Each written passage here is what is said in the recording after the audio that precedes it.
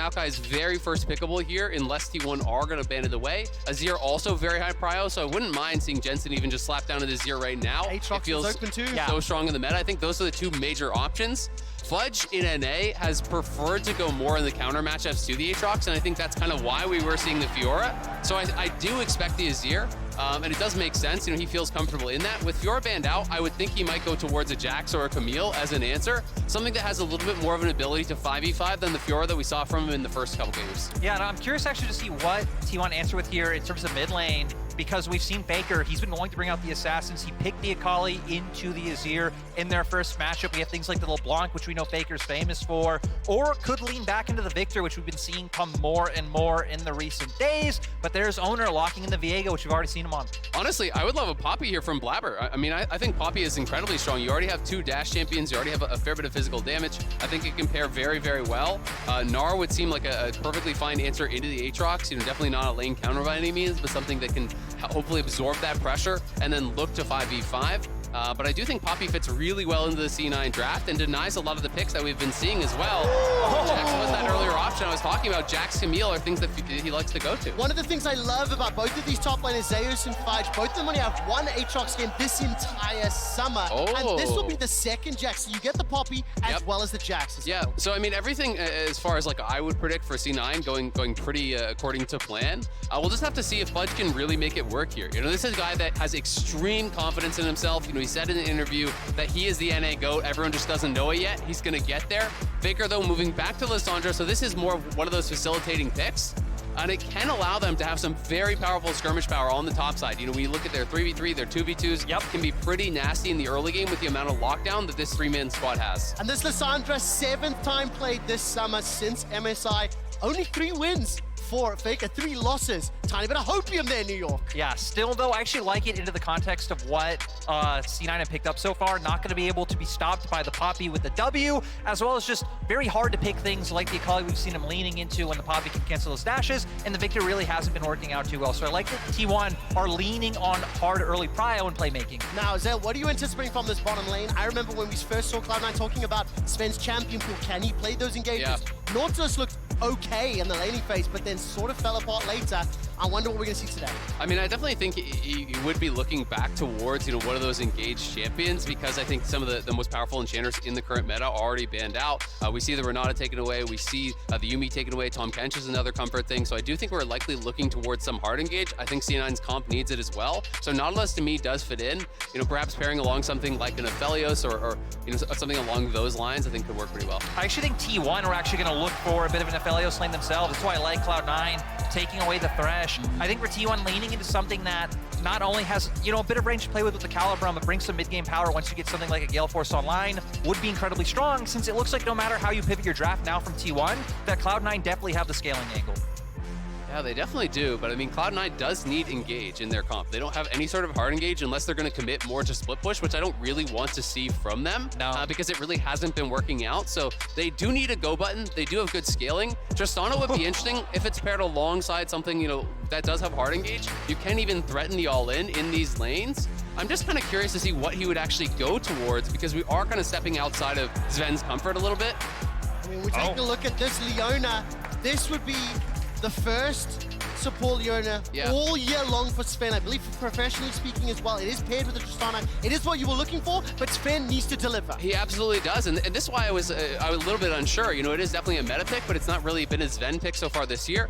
But this guy is an absolute workhorse in solo queue, in Champions queue. He's always grinding away, so I definitely have the faith that he can have under his belt. But this feels like Kaisa prio, you slap down that Alistar, so much pressure now on Berserker to actually buffer the rocket jumps properly to be able to actually get out of those, because the hard engage here is incredible from T1.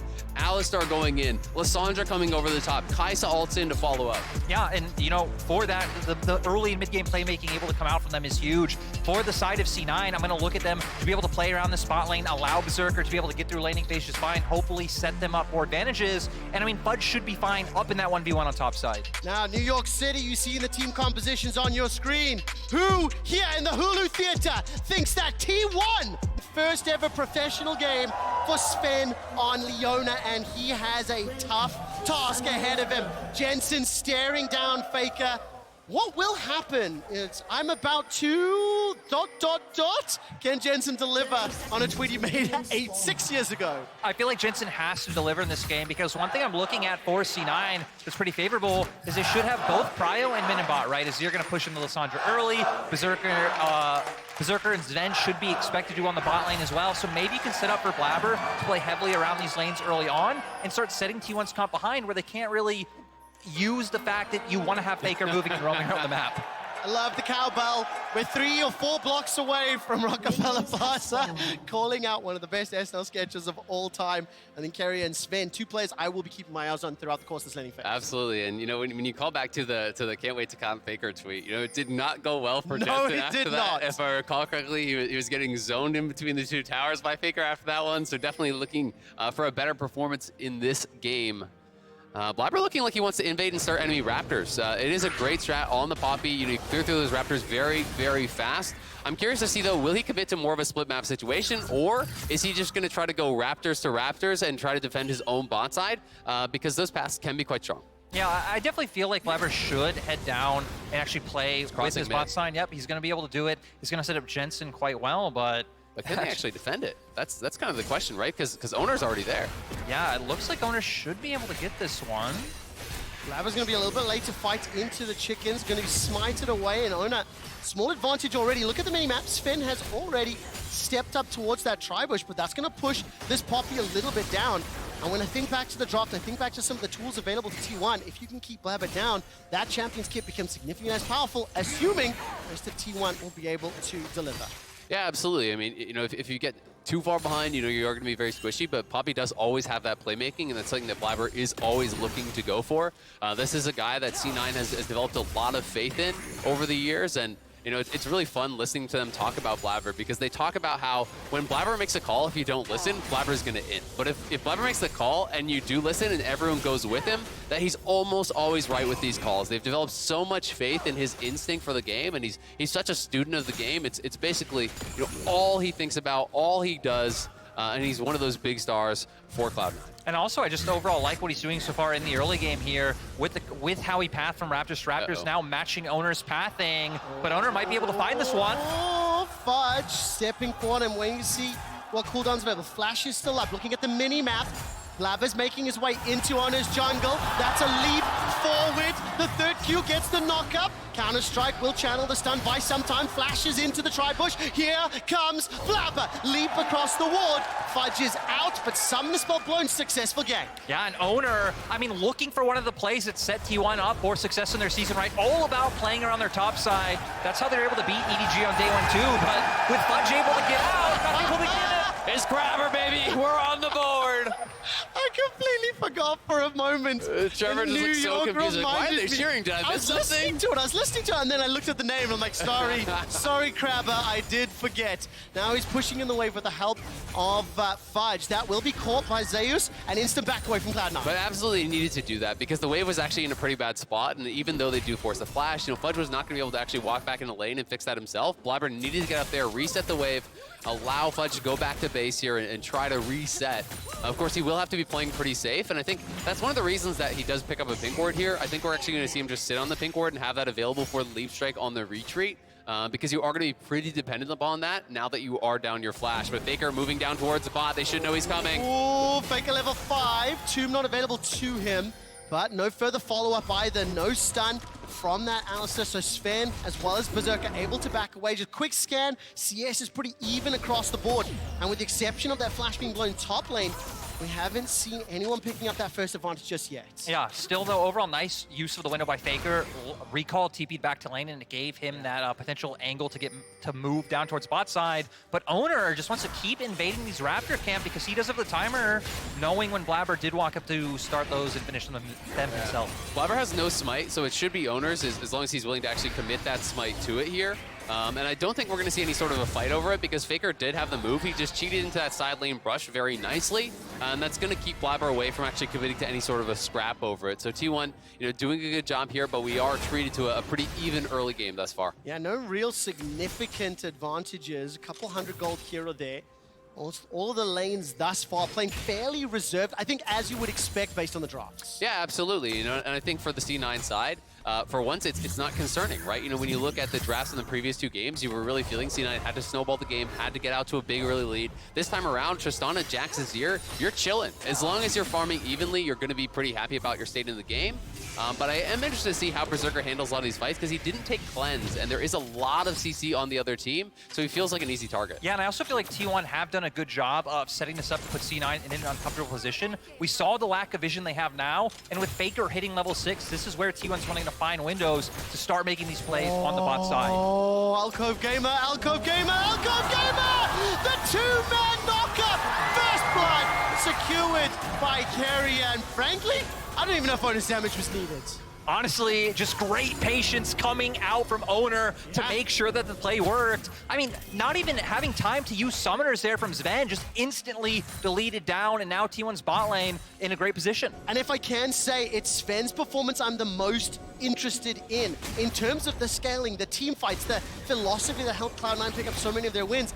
It wasn't necessarily this look for him that was stepping up. Blaber once again, this time shadowed by Keria. Oh, Keria just now spotted him, but they saw Keria as well. So now Blaber's in an awkward spot. Here comes Faker. He does have ulti. That's a very good passage over. The Claw of Doom comes out from Faker. Does he commit the flash? Holding on to it. Blaber gets knocked up into the air at least once and manages to waddle his way to safety. Flash blown. It's just such a good read from Keria. He knows we made a play bot. There's going to be an answer on the top side. Blaber was looking for the invade, and Zeus was in a spot where he would be vulnerable. But because Keria is there, Faker has pushed mid. He makes the roam up. They cover Zeus, and they get that flash off the C9 jungler. I also do believe that we saw Zven actually start walking towards spot lane before he reacted by going up. Oh, that was bold!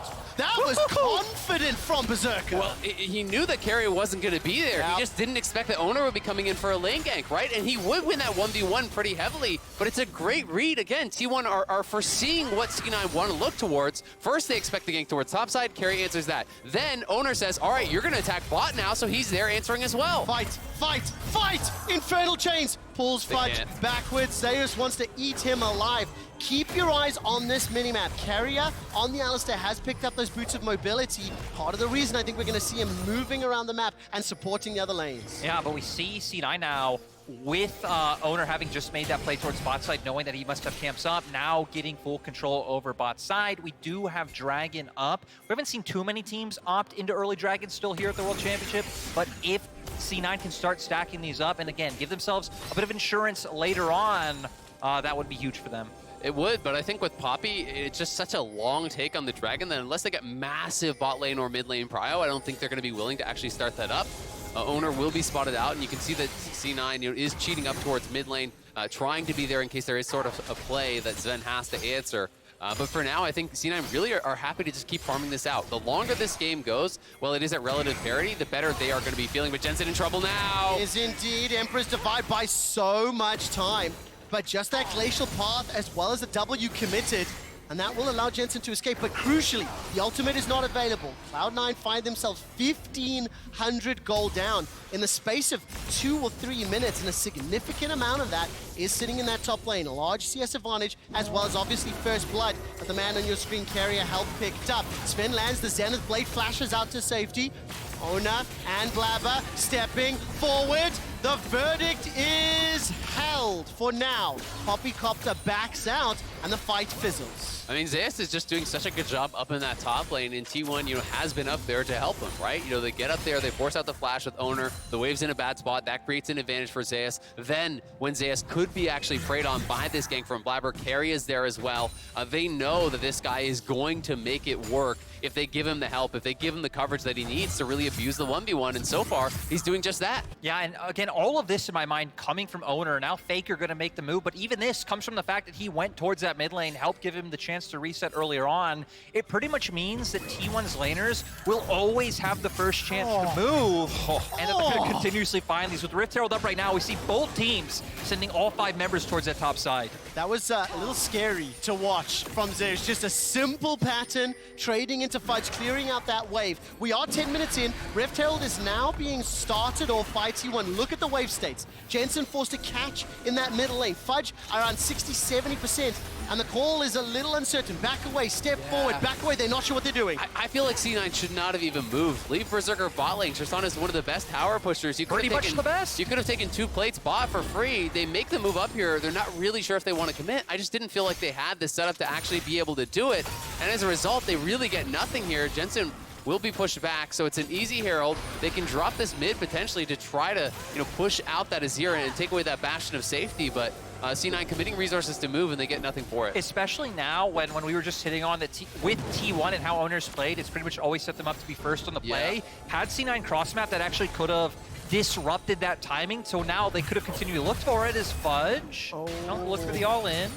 I mean, right now, that's a level advantage over Fudge. 2 levels over Blaber, and that's 3, 4 times I've seen Blaber show his face top, and it feels like he's saving Fudge's life, just showing a presence to dissuade a dive. Yeah, and I mean, we saw C9 trying to look for the lane gank, but even regarding that, yes, T1. Here comes Faker. Here comes Faker. Look at that south quadrant. It is being shadowed, or he is being shadowed by Jensen.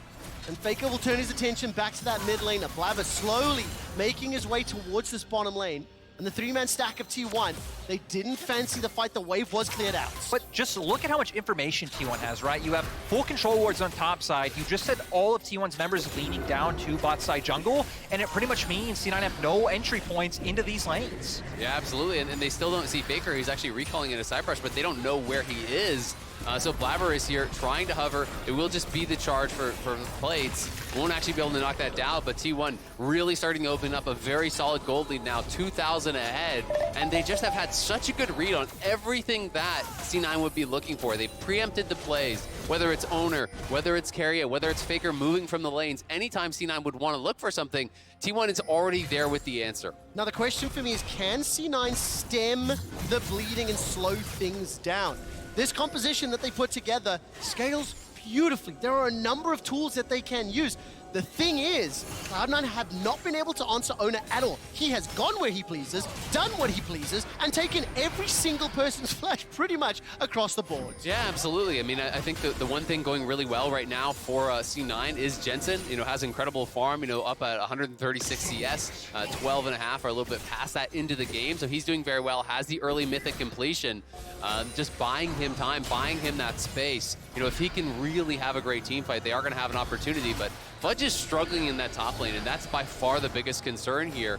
When you go into these carry versus carry matchups, you are skill checking these players, and Zeus is one of the hardest players in the world to do that against. I mean, definitely, right? Coming in, everyone had him and 369 as kind of the 2 top names of top laners coming into the tournament, and he has shown why so far. Still no for C9.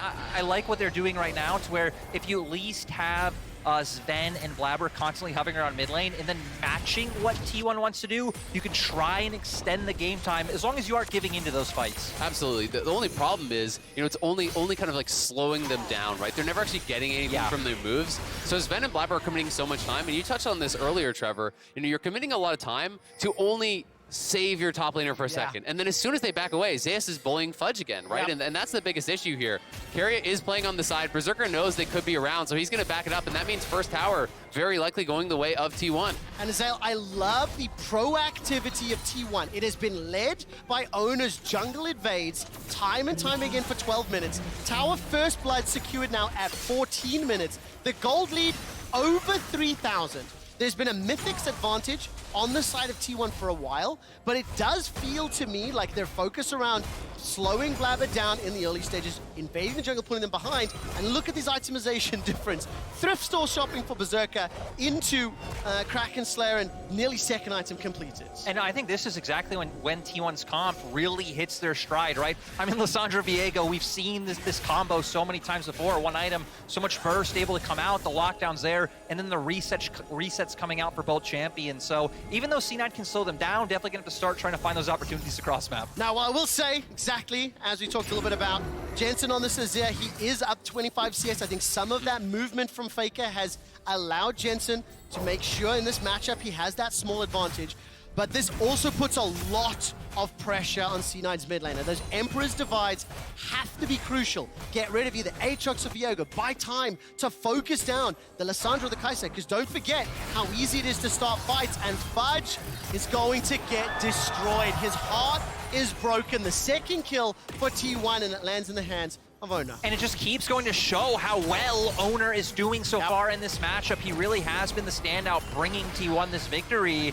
Now they're going to get another turret down. Gold lead extends even further. 5K in 15 minutes. I mean, it's all out of control now. They've got to find some sort of a pick. We'll see if they can find Zeus here. The recall just finished. The solar flare missed. The pin against the wall. Zeus is going to flash for safety, and Berserker gets the kill. The LCS and Cloud9 get one, but maybe at the cost of 1.5 or 2 turrets. Yeah, it's at the cost of so much more. You know, you rotate your 5 members top to get a pick, but you're losing the mid tower. You're losing the bot tier 2, or at least it's getting very, very low. And this top gap has just become an absolute canyon. C9 are having to spend so many resources trying to keep Fudge in the game, but honestly, it's costing them the rest of the map, because every time they send people up there to try to help out Fudge, they're losing their jungle camps on bot side. They're losing towers everywhere else.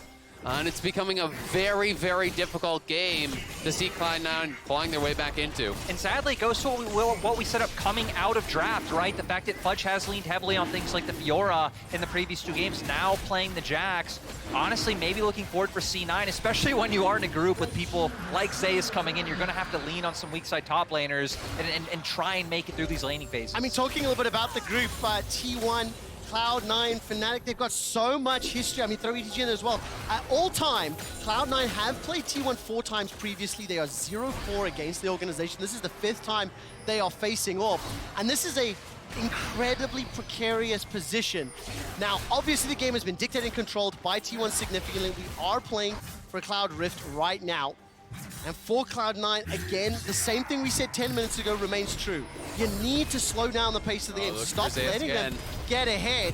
A second teleport's being channeled. Faker's making his way in. Blaber and Zven about to arrive. So far, 2 for 2. The Ring of Frost may cost Faker his life. He goes golden. Gumayusi is going to be backed up by Keria. The Killer Instinct. That's 1. That's 2. Jensen pump for a triple. Guma gets a quadra. And we see Guma popping off. Faker able to buy so much time. They were able to pick up the Rift Herald as well. They're barreling down the bot lane. Zeus is also pushing in topside. They have everything. Costa curses do not exist. T1 just obliterated that fight. And that's about all she wrote, it feels like, for this one. T1 erased Cloud9 off the map.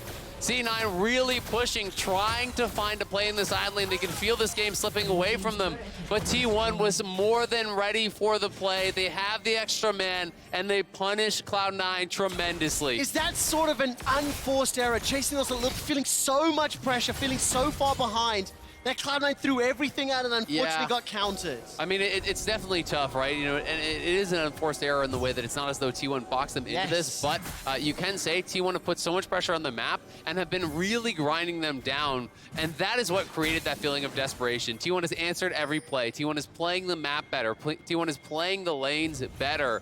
And that is what really felt like it boxed Cloud9 into this situation where they feel like they've got to be desperate. They really do. Of course, Faker teleporting in for a brief moment. I thought he was in trouble.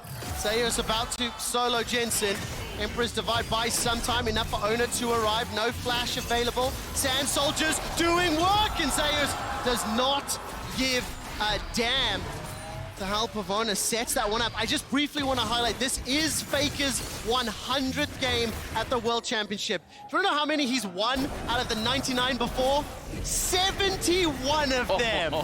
I was going to say, not too surprising for the most dominant player in League of Legends history. I mean, it's just so incredible. To put that into context, that's like almost 3/4 of his games against the absolute best players in the world. It's truly astounding, and to do it for as long as he has is amazing.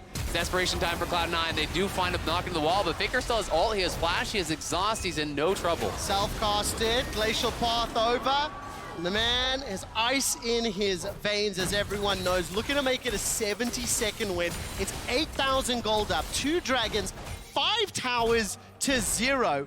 And Cloud9 are being bullied and pushed around the map.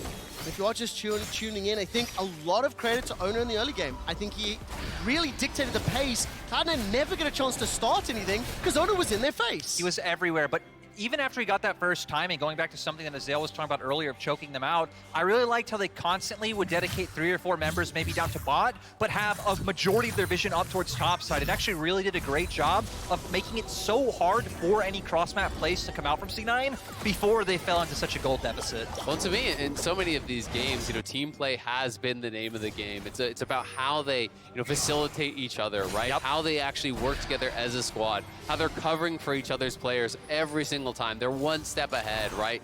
Keria reading and covering the gank on top. And then Oner knowing Keria needs coverage on bot for Gumayusi, so he's already there as soon as Berserker tries to go aggressive. And T1 has just done such a great job, and now 20 minutes in, they're just starting the Baron. They want to get this one over with. Oh man, this is going so low. This is done. This is finished. They're going to finally burst it out, and C9 never get a chance to engage. The Solar Flare was held. They're down nearly 10. They are down 10,000 gold.